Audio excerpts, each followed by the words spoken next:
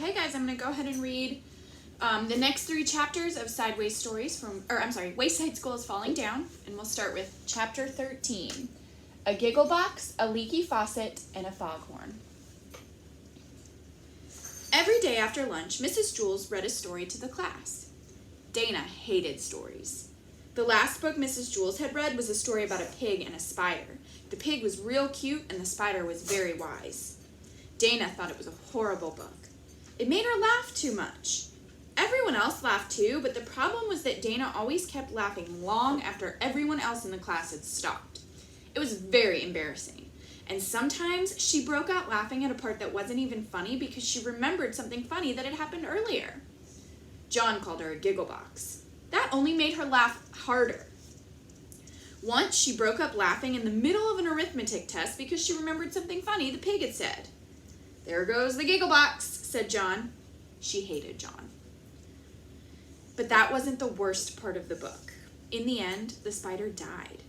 Dana couldn't stop crying, and she thought it was so silly too because in real life she didn't even like spiders. See, she squashed them all the time. John called her a leaky faucet. "Somebody better call a plumber to fix the leaky faucet," he said. She laughed through her tears.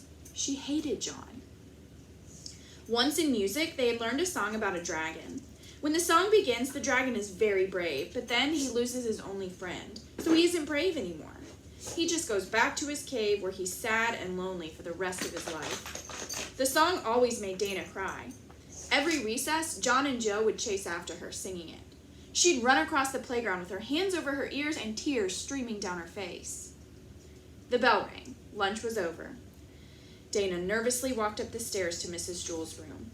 Mrs. Jules would start a new book today. She hoped it wouldn't be funny or sad. She hoped Mrs. Jules would read a boring story with no jokes.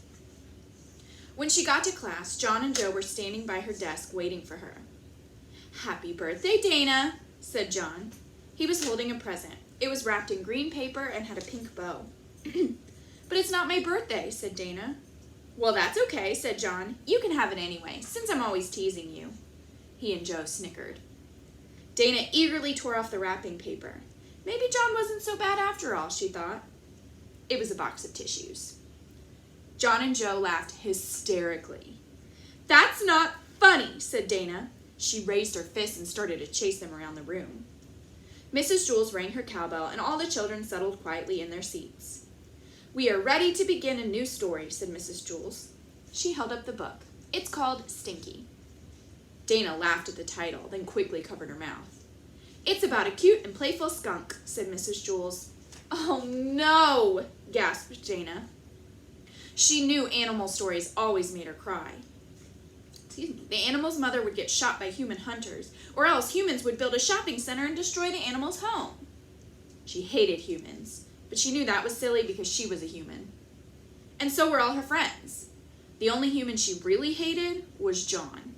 And she didn't even think he was human. Mrs. Jules read, "It was such a beautiful day. Stinky and his mother went for a walk across the forest. 'Hi, Stinky,' said Charlie the chipmunk. 'Hi, Charlie,' said Stinky. 'Come along, Stinky,' called his mother. Stinky hurried after her. They came to a road. Suddenly, Stinky heard a noise he had never heard before. It was very loud, like thunder. A car driven by humans was speeding towards him. 'Look out!' shouted his mother. Stinky stopped in the middle of the road and stared at the onrushing car. He had never seen a car before. His mother pushed him out of the way just in time. He was safe, but unfortunately, the car ran over his mother. 'Mama, Mama,' he sobbed over and over again, but his mother didn't answer. Dana cried. "Uh-oh, there goes the leaky faucet," said John. He and Joe laughed. Dana sniffled and wiped her eyes, but the tears wouldn't stop. She just kept thinking about poor Stinky. What would he do without his mother, she wondered. Maybe he could go live with Charlie the chipmunk, she hoped. She pulled a tissue out of the box John had given her and loudly blew her nose. "There goes the foghorn," said John. Dana laughed into her tissue. She blew her nose again, even louder. "It must be a really foggy day," said John. The next day after lunch, Dana hurried up the 30 flights of stairs before the bell rang so she could talk to Mrs. Jules before class began. "Yes, Dana," said Mrs. Jules. "Can I leave the room when you read today?" asked Dana. "Why?" said Mrs. Jules. Because I hate stories, said Dana. They make me laugh and cry too much. You don't hate stories, Dana, Mrs. Jules told her. You love stories. I wish everybody laughed and cried as much as you. Really? Asked Dana. She couldn't believe it. All this time she thought she hated stories when really she loved them. She was glad she really loved stories. Suddenly she made a face. Oh, yuck, she said. What is it? Asked Mrs. Jules. What if I really love John, too? Chapter 14. Calvin's Big Decision. It was Calvin's birthday. His mother had made chocolate cupcakes with jelly beans on top. Mrs. Jules passed them out to the class. Hey, Dana, said Leslie, I'll trade you my black jelly bean for your red one. Okay, said Dana. Everyone traded jelly beans. That was the most fun part of the party. Bibi was very excited. Tell everybody what you're getting for your birthday, Calvin, she said. I don't know, Calvin mumbled as he stared at his yellow jelly bean. He's getting the best present, said Bibi. What are you getting, Calvin? Asked Mrs. Jules. Calvin frowned. I don't know, he griped. I mean, I know what it is, but I don't know what it is. Huh? Asked Jason. See, I usually get toys, Calvin tried to explain, but they always break or get lost or something happens to them. But this year, I'm getting something I'll never lose. I'll have it for the rest of my life. What is it? Asked Terrence. A tattoo, said Calvin. Ooh, how neat, exclaimed Mauricia. Everyone thought it was a great present. You're so lucky, Calvin, said Rondi. I wish I could get a tattoo, too. Instead, I just got a tutu. I got a tutu, too, said Dana. My parents won't let me get a tattoo, complained John. My parents wouldn't let me get one either, said Calvin. Then, for my birthday, they said I could get one. But now I can't decide what to get. My dad's taking me to the tattoo parlor after school today. I just can't make up my mind. Get a snake, said Stephen. No, get an eagle, said Dee Dee. They're the best. A dead rat, suggested Kathy. I just don't know, said Calvin. I've never had to make such a tough decision. Nothing else I do matters very much. It's not like choosing jelly beans. If you pick the wrong color jelly bean, big deal. You can always spit it out. But once you get a tattoo, you can't change your mind. You can't erase tattoos. Whatever I get, I'll have for the rest of my life. Get a naked lady, said Jason. Calvin shook his head. I just don't know. I just don't know. Where are you going to put your tattoo? Asked Allison. Calvin threw up his hands. I don't know! You should put it on your arm, said Myron. That's the best place for tattoos. You're crazy, Myron, said Todd. Put it on your chest, Calvin. I know where you should put it, said Dana, but I can't say. She giggled like a maniac. Then she whispered it in Jenny's ear. Jenny giggled too.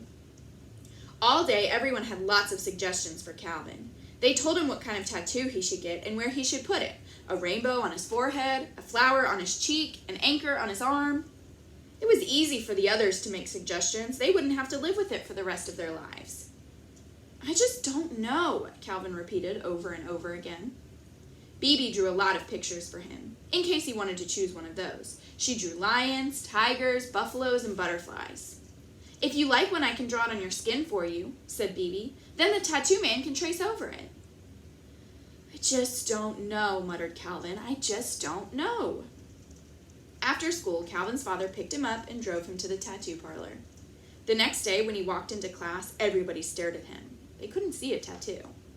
Did you get one? Asked Mauricia. Calvin smiled. Yep, he said. Where is it? Asked Jason. Dana gasped. I know where, she exclaimed. She and Jenny giggled. Well, what did you get? asked Todd. It was a real tough decision, said Calvin. I almost got a leopard fighting a snake, but then my dad told me to think about it.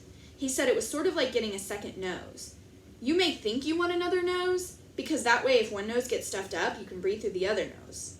But then he asked me, Calvin, do you really want two noses? Your father is very wise, said Mrs. Jules. Calvin nodded. That made me think, he said. I decided I didn't want a snake and a leopard fighting on my body for the rest of my life. I suddenly knew exactly what I wanted. He pulled up his left pant leg. There was a small tattoo just above his ankle. Everyone crowded around to look at it. A potato? Exclaimed Leslie. How stupid! That's the worst tattoo in the world, said Mac. They all thought it was a dumb tattoo. Anything is better than a potato, said Jason. It's a pretty potato, said Bibi, trying to be nice. I wish I could draw potatoes that good. But even Bibi thought it was a dumb tattoo. I like potatoes, said Calvin. I would hope so, said Mrs. Jules. Calvin could tell Mrs. Jules didn't like his tattoo either. I would have gotten an eagle, said Dee Dee, soaring across the sky. Not me, said Terence. I would have gotten a lion. I would have gotten a kangaroo, said Leslie. All day, everyone told Calvin what they would have gotten. A fire-breathing dragon, a lightning bolt, a creature from outer space. None of them said they would have gotten a potato. But Calvin knew better. He knew it was easy for his friends to say what they would have gotten, because they really didn't have to choose. He was the only one who really knew what it was like to pick a tattoo. Even Mrs. Jules didn't know that. He looked at his potato. He smiled. It made him happy. He was sure he had made the right choice. At least, he was pretty sure. Chapter 15. She's back. Dee Dee ran across the playground screaming. At first, Louis thought she was just having fun, but then he realized something was wrong. He hurried after her and grabbed her arm. Dee Dee, are you all... Excuse me. Dee Dee, are you all right? He asked. She stared at him wide-eyed as she continued to scream. Several other kids gathered around. What's wrong with Dee Dee? Asked Myron. I don't know, said Louis. Dee Dee hiccuped 3 times, then gasped. I saw her. Who? Asked Louis. Dee Dee didn't answer. She just stared right through him. But everyone else knew whom Dee Dee had seen. Most of them had seen her too during the last 2 weeks. Where was she? Asked Todd. On the monkey bars, said Dee Dee, still trembling and breathing hard. I was hanging upside down, and suddenly she was hanging upside down right next to me. Did she wiggle her ears? Asked Jenny. Only one, said Dee Dee. I jumped off and ran away before she could wiggle the other one. That's good, said Rondi. Who is she? Asked Louis. A hippopotamus? No, said Myron with a laugh. Why do you say that? Because when a hippopotamus gets mad, it wiggles its ears. She's worse than a hippopotamus, said Allison. I saw her last week at the water fountain, said Todd. I bent down to get a drink, and then there she was drinking at the faucet next to me. I saw her on the stairs, said Rondi. I was going up the stairs, and she went right past me, sliding down the banister. Who? Asked Louis. Mrs. Gorf, said Dee Dee. Just saying the name sent a shiver of fear through her body. Oh, your old teacher, said Louis with a shrug. Is she back? I always wondered what happened to her. The children looked at each other. Mrs. Gorf was the teacher they had before Mrs. Jules took over. They had never told anyone how they'd gotten rid of her. They especially couldn't tell Louis. She was the meanest teacher in the history of Wayside School. Of course, there are other teachers at other schools who are meaner. Louis looked towards the monkey bars. I don't see her, he said. Well, she was there, Dee Dee insisted. I saw her. You just imagined you saw her, Dee Dee, said Louis. If you hate someone or if you love somebody, you often think you see that person when she isn't there. It's very common. It's just like Mrs. Drizzle. Who's Mrs. Drizzle? Asked Todd. She was the worst teacher I ever had, said Louis. He shivered just thinking about her. She was my teacher when I was your age. I sometimes think I see her too, and I still have nightmares about her. Was she mean? Asked Rondi. Mrs. Drizzle was horrible, said Louis. Every morning she used to check our fingernails. If they were dirty, she'd tell the whole class, Louis has dirty fingernails this morning, she'd say in a really nasty voice. And if you talked in class, she would pick up the waste paper basket and put it over your head. You had to leave it on your head until the bell rang. Did she ever put it over your head? Asked Todd. Lots of times, said Louis. Everybody laughed. It wasn't funny, said Louis. My mother always knew when I got in trouble because I had bits of trash stuck in my hair. Did it get stuck in your mustache too? Asked Rondi. Louis didn't have a mustache when he was our age, said Allison. Did you, Louis? She asked. Suddenly, Louis screamed. Everyone stared at him. She's back, he shouted as he shook with fear. Then he slapped himself in the face. Excuse me, he said. Sorry. For a second, I thought I saw Mrs. Drizzle. He turned to Dee Dee. Come on, let's go back to the monkey bars. No, declared Dee Dee. I'm not going back. I'm never getting on the monkey bars again. Louis took hold of her hand. Mrs. Gorf isn't there, he said. You just imagined her. They headed to the monkey bars. No one else dared to follow.